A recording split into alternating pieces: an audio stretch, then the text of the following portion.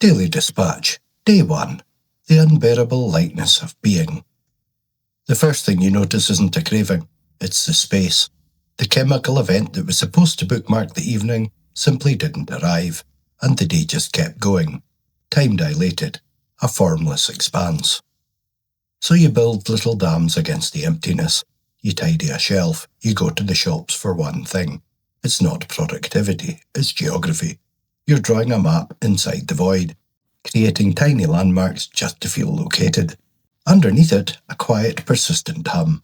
Not panic, but the low-grade alarm of a system whose 35-year-old prediction failed. The brain is running error checks.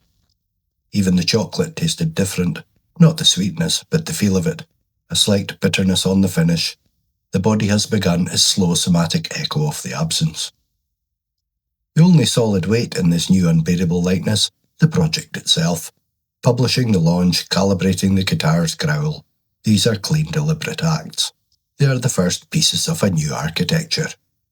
Day 1 wasn't about fighting a monster. It was about learning to float. The terrifying, spacious freedom of a timeline you now have to fill with something real. And we've started.